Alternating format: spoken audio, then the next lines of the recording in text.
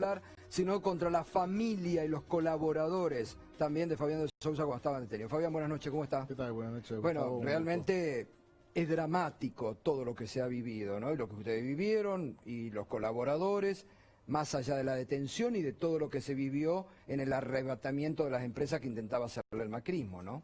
Nosotros vivimos desde finales del 2015, desde noviembre y diciembre del 2015 hasta estos días. Hechos que novelescos, ¿no? Desde finales del 2015 porque el proceso por el cual la persona que en su momento fue presidente de la Argentina, que es Mauricio Macri, nos quería hacer cómplices por un delito que era inculpar a personas de cometer determinados actos que nosotros no podemos dar fe que se hayan pasado y no íbamos a hacerlo, no íbamos a formar parte de ser denunciadores falsos. Y a partir de ese momento comenzó todo un proceso de acoso y persecución, de mensajes permanentemente difíciles. Todo comenzó, se podría decir, en eso que aparte está denunciado en el por juzgado. Cristóbal López, Claro. Cuando cuenta Cristóbal López que convocó en el pleno proceso electoral el día de las elecciones del 2015 Mauricio Macri a su casa de Barrio Parque, ¿con el fin de qué lo convoca? Con el fin de saber cuál iba a ser la posición de Grupo Indalo frente a un eventual gobierno de Mauricio Macri. Cristóbal claramente le dijo que somos empresarios que aman su patria, que íbamos a seguir invirtiendo y desarrollando tareas en la Argentina. Le dice que sí, que está perfecto, pero que lo que él necesitaba y quería saber cuál iba a ser la posición de nosotros como personas y de nuestros medios de comunicación acerca de la posibilidad de lograr la detención de la hoy vicepresidenta Cristina Fernández de Kirchner, atento a las cuestiones que él decía de los hechos ilícitos que había cometido en los 12 años del gobierno de kirchnerismo. Es decir, Macri no había ganado la elección, pero ya tenía la obsesión de Cristina Fernández de Kirchner presa y pedía que, como consiguió después con el resto de los medios de la Argentina, C5N, Radio 10, se prestara a esa persecución. Quería que nosotros nos prestamos a la acción mediática de lo que significaba poder poner presa a Cristina, pero además quería de nosotros declaraciones personales que involucren a Cristina en actos delictivos. Ah, ¿eso también les pedía? Claro, absolutamente. Quería que nosotros no solamente pongamos a disposición del gobierno nuestros medios de comunicación, sino que contásemos las cosas que sabíamos del matrimonio Kirchner en la realización de presuntos delitos. Primero, que nosotros no conocemos la realización de ningún tipo de delito por el expresidente Kirchner y la presidenta Kirchner, con lo cual nosotros no nos íbamos a prestar a hacer Fariñas, a hacer José López, a ir a contar cuentos que no tenían nada que ver con la realidad para lograr algún beneficio personal. Formar parte del relato que armó el macrismo. Formaba parte de una estructura que tenían súper planeada acerca de cómo hacer política en Argentina. Hacer política en Argentina era no haciendo fuerza en las ideas, no debatiendo, no construyendo mejores propuestas para la sociedad y mejor vida para la sociedad, sino degradando la política y poniendo a todos los dirigentes que tenían visiones y opiniones distintas en el lugar de delincuentes. Y desde ese lugar de delincuentes poder construir política del unicato. Acordémonos que el presidente Macri, el expresidente Macri, es una persona que está acostumbrada a hacer negocios en procesos que son casi monopólicos. O sea, él no compite. Cuando hablábamos de la construcción, era uno de los dueños de la mesa de la construcción, con lo cual sus procesos de construcción de negocios siempre fueron en negocios monopólicos, con lo cual es fácil desarrollar la actividad cuando uno está solo. Entonces, y la política es muy difícil, porque en la política hay multiplicidad de opiniones, multiplicidad de actores, y lo que él quería era eliminar claramente Totalmente. a los quienes pensaban distinto. Ahí comenzó, y ahí cuando Cristóbal López dijo que no iba a prestarse a esas maniobras, comienza ya la persecución cuando Macri gana. Yo le contaba a usted el lunes en Sí. la entrevista que hice en la radio, Con Pablo y con Pablo y usted, en el cual le decía que agradezco a Dios que haya, como siempre, puesto por sobre todo sus valores y la verdad por sobre la realidad, por sobre la conveniencia.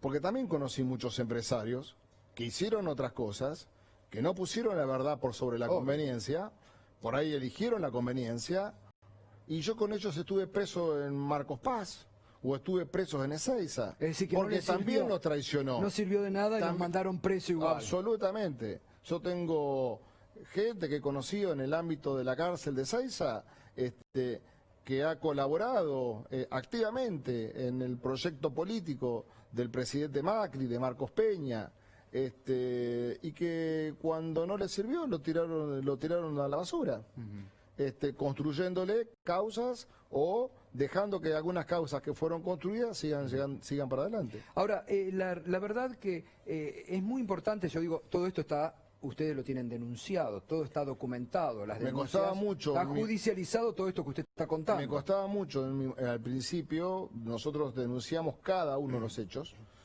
Cuando fuimos detenidos y veíamos que no había justicia, imagínense que yo fui a un acto de indagatoria con el juez Ercolini y a las 48 horas el fiscal Polillita, un fiscal de dudosa capacidad y objetividad para llevar adelante el proceso, ya había pedido nuestro procesamiento. En la causa en la cual nosotros fuimos procesados en el año 2017, pero en el cual fuimos a indagatoria en el año 2016, en agosto de 2016, el fiscal Polillita, una vez que culminamos nuestra declaración, ofrecimos un sinfín de pruebas, tanto quien le habla, como el señor Cristóbal López, como los demás imputados en la causa. Ni una sola medida de prueba impulsó el fiscal Polillita. Yo digo, si uno hiciese una auditoría de las causas en las cuales el fiscal Polillita investigó y llevó adelante los procesos de investigación, me gustaría ver en cuántas causas no hay un solo proceso, medida de prueba que sea independiente a lo que proponía el querellante. En nuestra causa no hay una sola medida de prueba. Y a las 48 horas de nuestra declaración, sin tiempo físico casi de leerlo, estaba pidiendo el procesamiento, claro.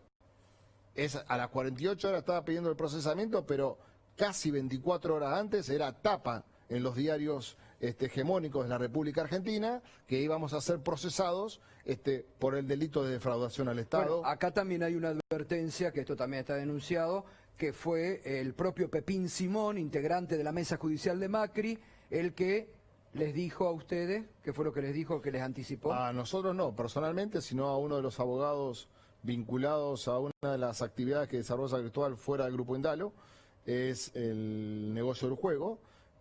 Habían mantenido negociaciones acerca de la discusión del impuesto a los ingresos brutos, que ellos querían aplicar con un montón de medidas judiciales que le habían salido en contra de sus aspiraciones mientras estaban en el gobierno de la Ciudad de Buenos Aires. En esa negociación trabajó o existió durante el mes de enero y febrero del 2016. Sobre marzo del 2016, yo creo que sobre el 8 o 9 de marzo del 2016, le informa al abogado La Buglia, que es el abogado que representaba los intereses de las empresas del juego, que cobre sus honorarios porque a partir de ese momento empezaba la guerra nuclear y iban a hacer desaparecer al Grupo Indalo de la faz de la Tierra. Entonces era preferible cobrar los honorarios en ese momento. Eso me acuerdo que está usted en la denuncia, un miércoles, y el domingo aparece la nota en el diario La Nación, donde empiezan con el relato de los 8.000 millones de dólares famosos. Una nota que es un copy-paste en parte del concepto que se había invertido en el 2013 y que sí había sido evaluado por la justicia y que en el año 2014 había decretado el sobreseimiento por inexistencia de delito. La única diferencia de esa nota es el cambio del importe y además la tipificación y la adjetivización de la nota, porque no era fácil decir que nosotros teníamos una deuda de 8.000 millones que veníamos pagando y que veníamos cumpliendo y que correspondía a impuestos absolutamente declarados por la compañía.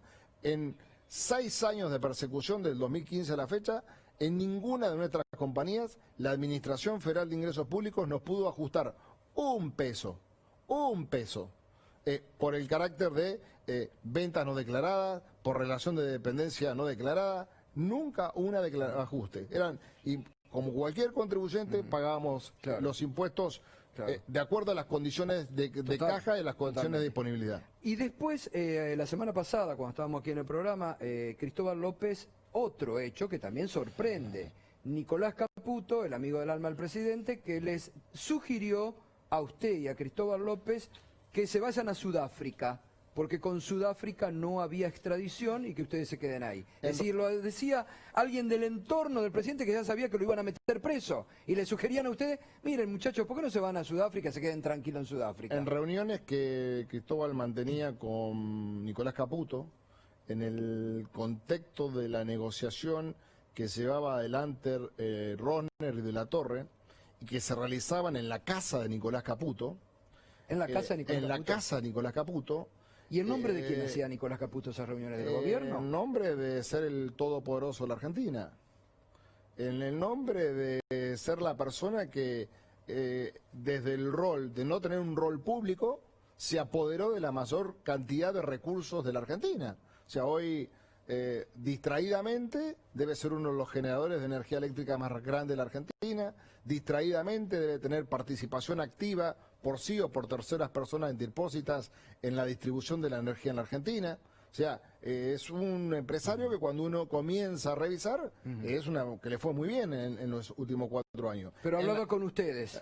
Ese momento, cuando aparece Rohner de la Torre sugeridos por el gobierno, pero fundamentalmente por Nicolás Caputo, en reuniones de conciliación, en reuniones de donde las partes discutían condiciones finales de los acuerdos o condiciones de implementación del acuerdo, le dice: Cristóbal, yo te sugiero que sería bueno que te vayas a algún lado porque acá vas a tener problemas. Y te sugiero que elijas Sudáfrica, porque Sudáfrica es un país que no tiene convenio de extradición con la Argentina y se vive muy bien. Y ahora se fue él a Miami, ¿no? Y eligió el día siguiente o en las pocas horas que le notificaron que no era más representante diplomático de Singapur, a las pocas horas con la familia partió hacia Miami, ¿no? Es tremendo. Bueno, esto está todo realmente muy claro. Ahora, el hostigamiento que ahora se descubre, ¿no?, que ustedes vivieron cuando estaban presos primero en Marcos Paz, que describimos recién, pero lo que se está investigando, que hoy hubo un allanamiento muy importante, en el penal de Ezeiza. ¿Les violaron la intimidad? Nosotros, desde el primer día que llegamos a la cárcel, sabíamos que había muchas cuestiones que eran permanentemente observadas. Desde estar en lugares especiales en la cárcel, con gente especial. ¿Con narcos estaban detenidos? Sí, con narcos.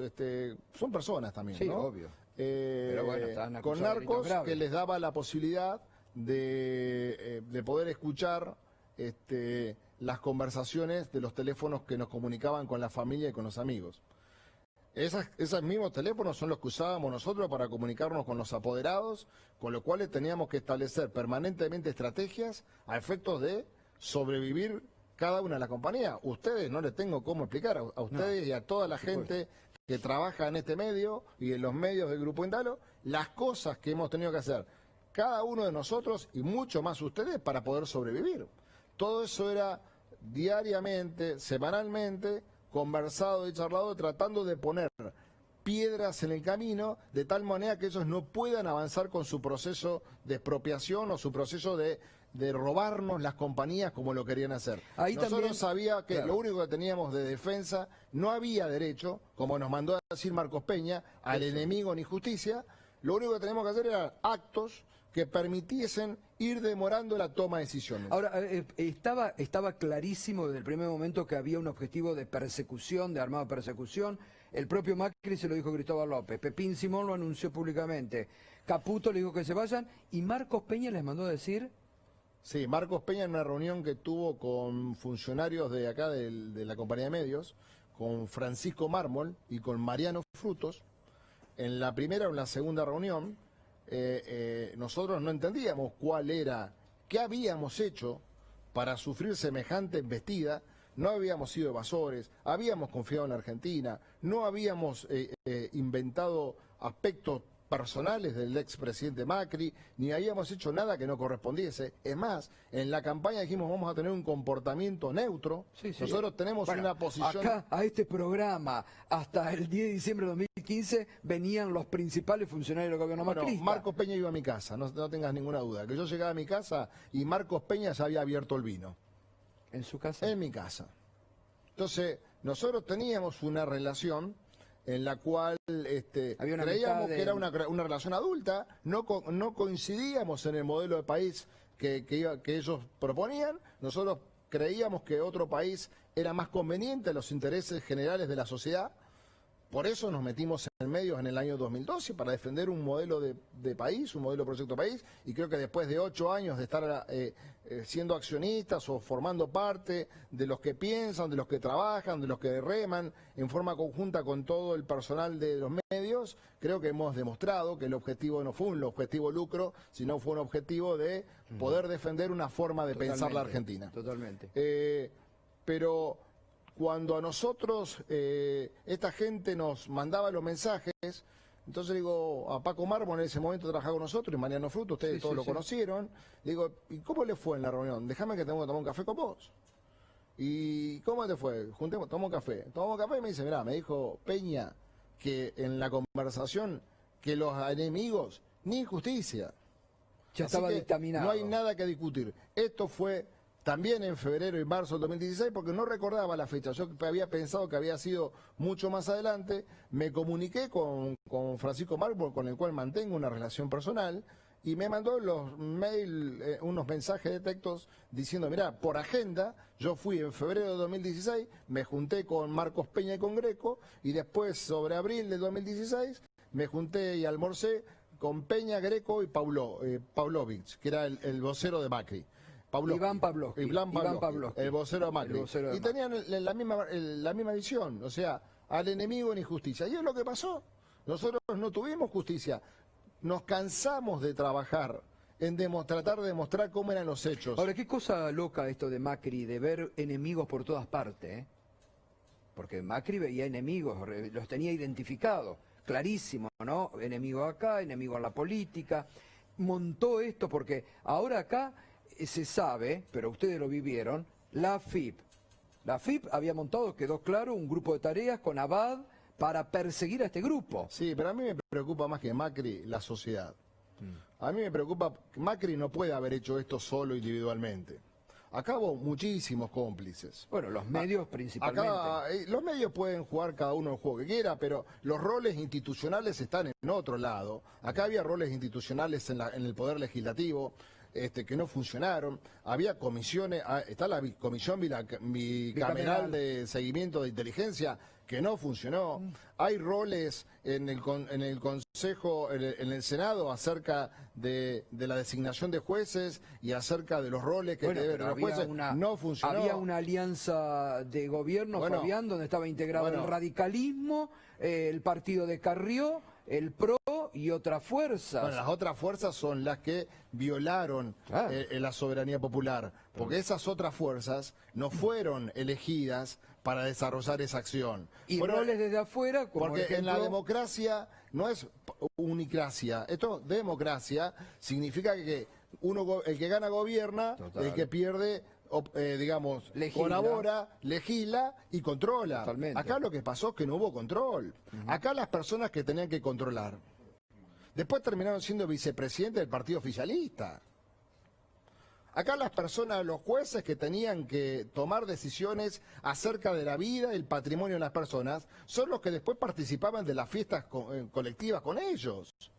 Entonces, yo entiendo que podemos tener una persona... Los marcaban públicamente y los sacaban por la ventana. Todos los casos que tenemos de jueces que sacaron por la ventana porque justamente no se disciplinaban al poder y están surgiendo ahora. Entonces, lo que nosotros tenemos es una sociedad que corregir. Porque uno puede entender que tiene un cínico, una persona con capacidades diferentes, que puede llegar a presidente en una condición de la historia. Pero la institución tiene que haber funcionado de una manera absolutamente distinta. Nosotros nos cansamos de escribir, de mostrar los hechos. En un momento, mi abogado desde el año 99 es el doctor Veraldi. Le dije, no escribamos más, no denunciamos más. Y lo que nosotros escribimos, tardamos días. hacemos una elaboración absoluta de la información para contar la realidad y a las 24 horas o a las 12 horas nos encontrábamos con una respuesta que en un párrafo de cuatro columnas nos decían que no. De hecho, in itinere, no hay una sola causa de las nulidades que presentamos de todo lo que pasó que al día de hoy la justicia se ha resuelto. No hay una sola causa, o sea, entonces uno dice, sí, Macri era una persona que estaba enferma, que le gustaba, que construía enemigos, y eso puede pasar en una sociedad. Lo que no puede pasar es que no funcionen las instituciones. Acá en Argentina no funcionaron las instituciones. No, bueno, lo estamos viendo ahora con el montaje que habían hecho con todas las instituciones se prostituyeron en Argentina. Sí, totalmente. Pero no solamente la inteligencia, las instituciones se prostituyeron en la Argentina.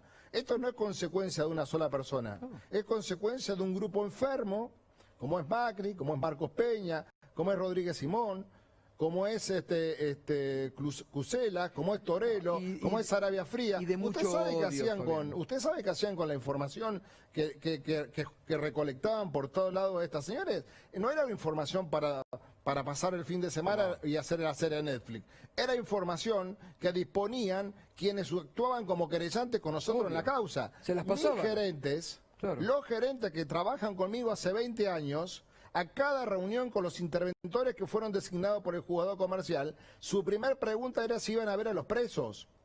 Y si iban a ver los presos y decían sí o no, se contactaba con el reporte que tenían. Los veedores del juzgado comercial tenían un reporte del Servicio Penitenciario Federal que decía quién iba, y yo no sé si no decía qué hablábamos. Tenemos ese testimonio, a ver, lo vemos. La acción era con los veedores. ¿Recuerdas quiénes eran los veedores? Sí, los veedores eran el doctor Cárregas, el doctor Bianchi y la doctora Liuba Lenkova. Trabajar bajo esta situación fue anormal porque implicaba un desarrollo de tiempo y manejo de la información que iba más allá del normal curso del negocio y lo que nosotros debíamos cumplir. Me consultaron si yo había ido a visitar a los accionistas, respondí que no, que tenía los permisos hechos. Me comentaron que ellos estaban en conocimiento de quiénes eran los que iban a la cárcel y quiénes no. Me sugirieron que era bueno para eventualmente evitar algún proceso judicial a futuro, que no vayan. Entonces ellos entendían que mientras más lejana sea mi relación con Fabián de Sousa, menos riesgos iba a tener a futuro de probables causas judiciales. A partir de ese momento fuimos sufriendo una gran sangría de personal que fue tomando la decisión de irse del grupo producto de esta situación.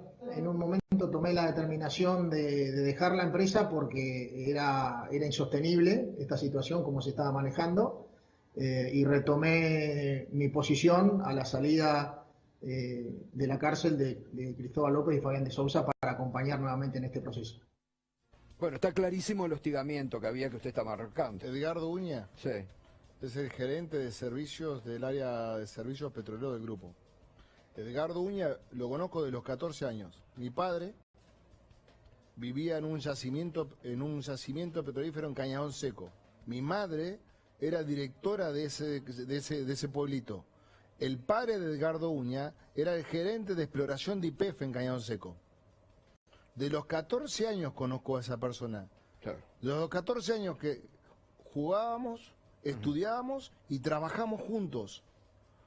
Es decir, que buscaban quebrar la cercanía no solamente familiar, sino también gerencial y todo. No le quede ninguna duda que quebraron. Nosotros en Oil Combustibles, al gerente general de combustibles, un profesional de altísima calificación, Turienzo, cuando lo llamaron a indagatoria en el caso del combustible, dijo: no, yo me fui en abril del 2016, final de abril, mayo, porque ya no podía colaborar.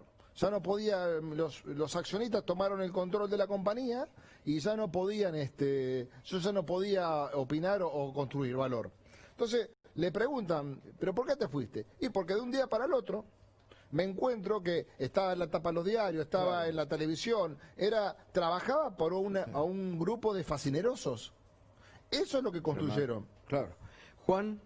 No, sí, quería consultar fundamentalmente por lo que tuvo que ver con la detención preventiva, ¿sí? ¿Cómo fueron esos días? Son casi 2 años, es realmente muy impresionante, y una detención preventiva que se extendió muchísimo, y sobre todo por las tareas de ablande. Él mismo lo mencionaba al comienzo del reportaje, esto de, bueno, buscaban ablandarnos constantemente. ¿Cómo es convivir todos los días en la cárcel con eso, sabiendo que afuera a tu familia le pasan cosas, sabiendo que los persiguen por la autopista, sabiendo que se convive con los servicios de inteligencia y sobre todo sabiendo que las reglas del juego están rotas, que no había una fecha de llegada a esto? Es inteligente la pregunta. Siempre con la ilusión que la verdad triunfa.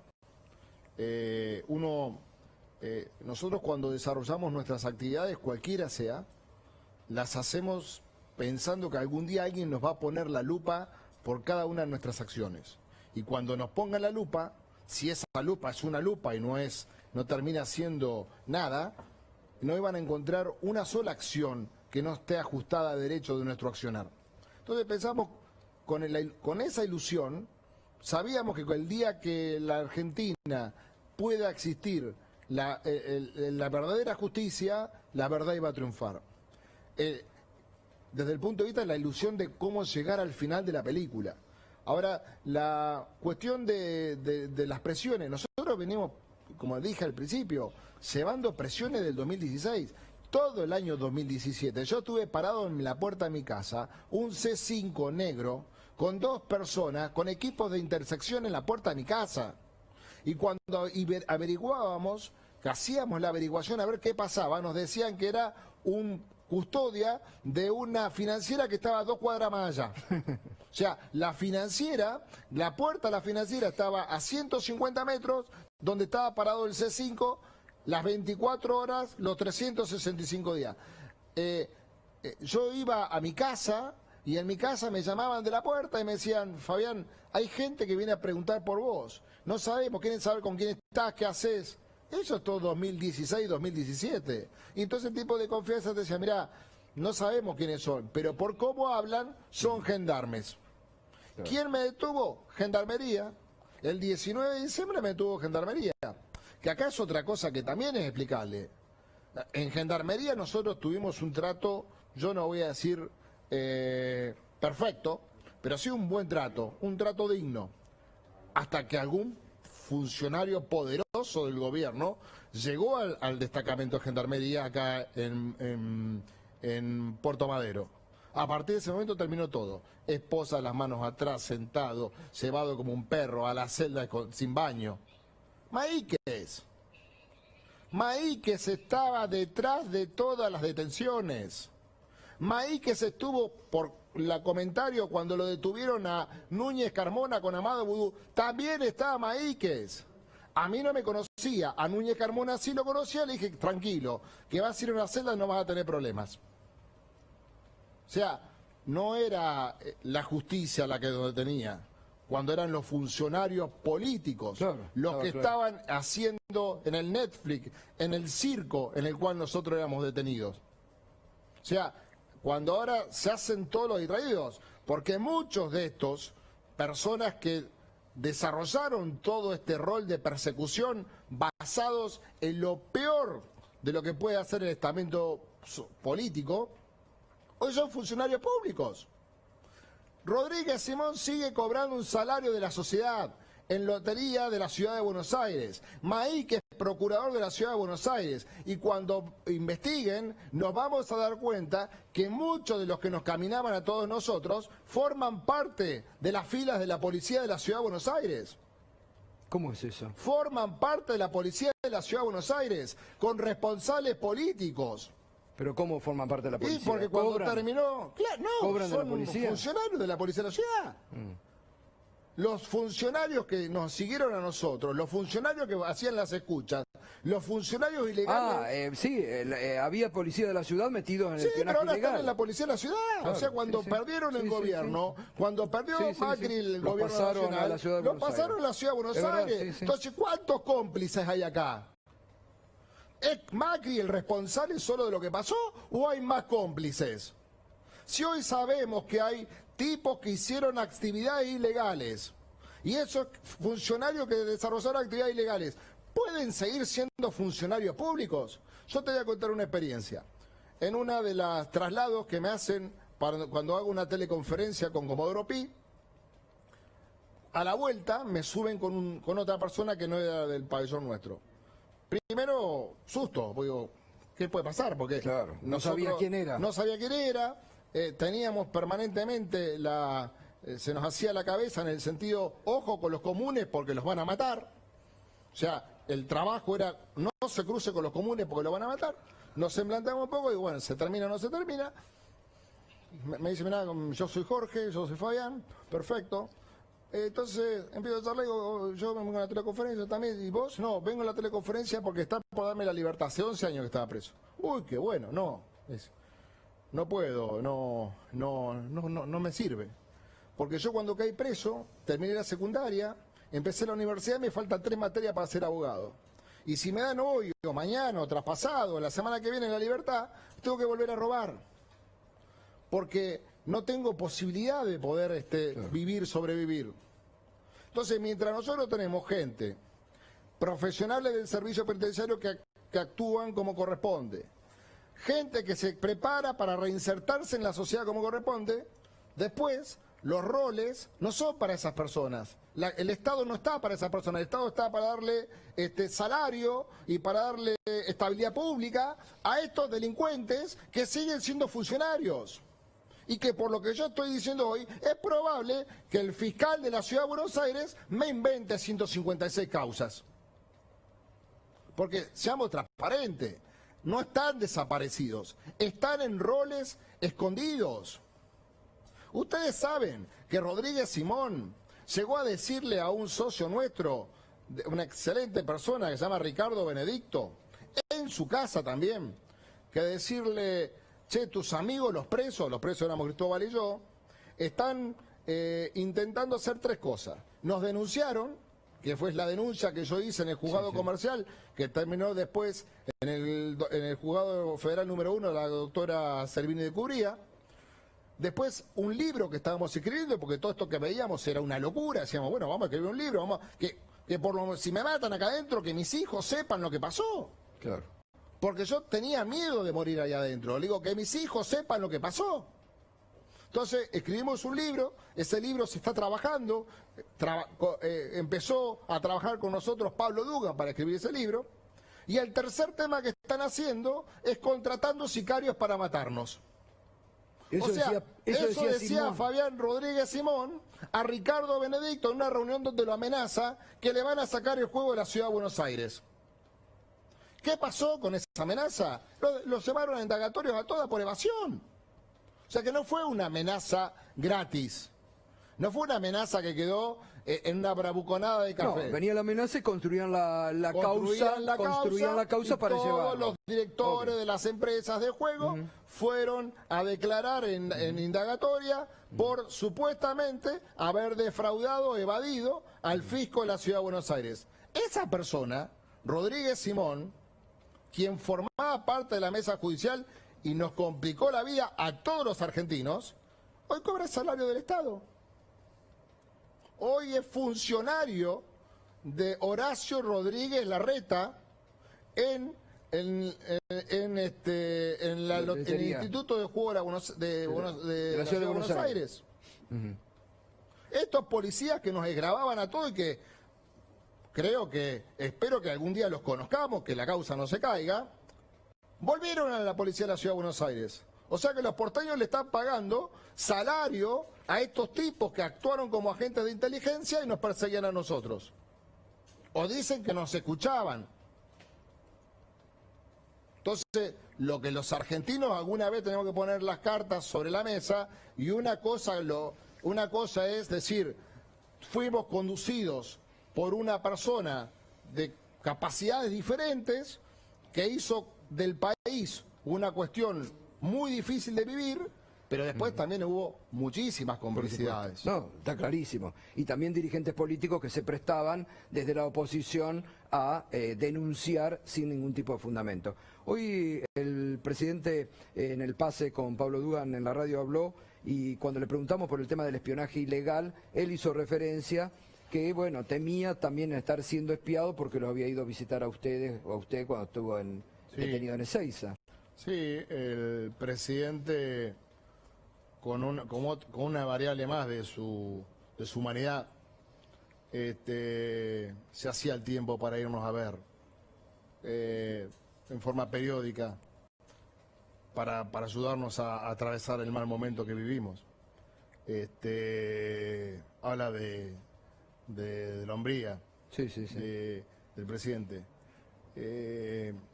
Creo que todos los que fueron a Ezeiza y todos los que intentaron, primero ir a Ezeiza era todo un lío. Sí, sí. O sea, había que ir 10 veces para entrar. El mismo presidente, para poder ingresar a la cárcel, la primera vez no entró. Yo estaba en Marcos Paz Ujú. y me habían avisado que me iba a ir a ver una persona que era ejecutiva del grupo, que es Julián Leunda, con un abogado que era el abogado Alberto Fernández, y no pudo entrar. No le Porque permitieron. no le permitieron porque parecía que tenía vencida la credencial de abogado. Después sí pudo entrar. Y así todos los que trabajaban conmigo para poder entrar a la cárcel, para verme 5 veces, fueron 50. Todos los que trabajaron conmigo en distintos ámbitos de la ciudad de Buenos Aires fueron amenazados por los interventores, por los veedores designados por el juzgado comercial. La amenaza era, si vos ves a los presos, si vos determinás una estrategia para salvar la compañía con los presos, te va a ir muy mal. Y le fue muy mal. Yo tuve gerentes que estuvieron presos. Hay también, en el marco de esto también, hay que decirlo, ¿no? Hay que decirlo. Dueños de medios o algunos colegas que públicamente decían cierren, entreguen el grupo, o algunos que intentaban, cuando ustedes estaban presos, apoderarse también de estos medios, ¿no? Hay que decirlo eso también. Y era un bocado apetecible para muchos empresarios y para muchos actores de la industria. También hubo actores de la industria que no pensando que se iban a comportar como se comportaron como unos caballeros. Por eso digo que hubo de todo. Y se conocen las debilidades, lo peor de las personas humanas y también lo mejor, ¿no? Sí. Y lo mejor. No sé si Irina o David quieren... Sí, yo quería preguntarle, respecto de todos estos funcionarios que mencionó, que tanto lo afectaron y que además entiendo que los ha denunciado, ¿qué costo espera que paguen? Yo no quiero que paguen ningún costo, quiero que haya justicia. Yo creo que en la Argentina lo que yo no pido revancha, pido que haya justicia. Digamos que pueda haber una justicia que sea independiente, que sea proba, que sea rápida, porque yo vengo hace 6 años detrás de una mentira y estoy en un juicio oral que solo Dios sabe cuándo lo terminaré y cuándo le podré demostrar a la sociedad que soy una persona inocente frente a todas las barbaridades que dijeron de mí. No, yo quiero que haya justicia. O sea, cuando yo le decía acá a Gustavo Silvestre la circunstancia de que en un momento me cansé de escribir y denunciar, mis abogados, especialmente el doctor Berardi, me dijo, Fabián, me dice, no baje los brazos. Cada cosa que pase, nosotros denunciémoslo. Vamos a tener, seguramente, lo que pasó, todos resultados negativos. Todo lo que digamos no va a tardar más en llegar a mesa de entrada que en que tenga que resolver, escribir y rechazarlo. Pero algún día va a haber justicia en la Argentina. Y está comenzando a haber justicia en la Argentina. ¿En la causa de Lomas de Zamora se presentó o se va a presentar? No, yo todavía no he sido convocado. No sé si nosotros tenemos alguna, si formamos parte de esa causa. Yo no tengo información acerca de que... Pero hoy trascendió que, por ejemplo, el procedimiento que terminó, fue a las 6 de la mañana el juez y terminó como a las 8:15, se encontraron, Irina mismo decía, se encontraron elementos de lo que usted sospecha que eran escuchados y espiados. No tengo más que información periodística, claro, digamos. Nosotros no hemos sido convocados a la causa, sí vengo leyendo las notas de los periodistas de algunos medios que vienen contando algunas circunstancias, no puedo probar ninguna de esas porque ni formo parte de la causa, ni he sido convocado a la causa. El día que sea convocada la cosa, me encantaría saber si todos estos indicios que nosotros teníamos del proceso que creíamos de persecución que había dentro de la cárcel era real. Observado nos sentíamos. Cuando hablábamos de determinadas cosas, aparecían determinadas reacciones. Bueno, lo que tenemos es una inducción de que parecía que nos escuchaban. Me encantaría saber si fue así y por ahí estoy equivocado, pero será la justicia y será la justicia que determine si eso existió. Pero todos los nombres que usted fue nombrando están denunciados en una causa ya que lleva más de un año de tramitación.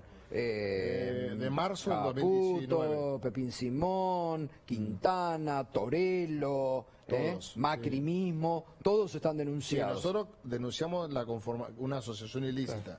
Nosotros decimos, desde cuando yo me presenté en la quiebra de Hoy Combustibles a explicar las condiciones por las cuales la compañía quebró, yo dije que la compañía quebró porque había sido atacado por una asociación ilícita conformada por estas personas, incluido Abad, Cuccioli, que no hay que olvidarlos. Y entonces eso fue lo que dio origen a la causa de la doctora Servini Cubría.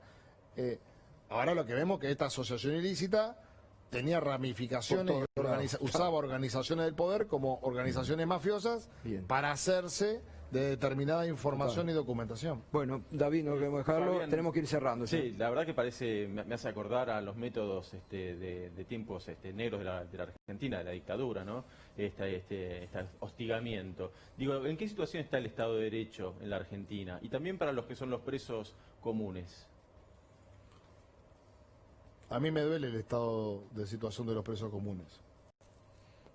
Me duele porque, viste que hay un refrán, una frase que dice que mirar las cárceles para reflejar cómo es un país.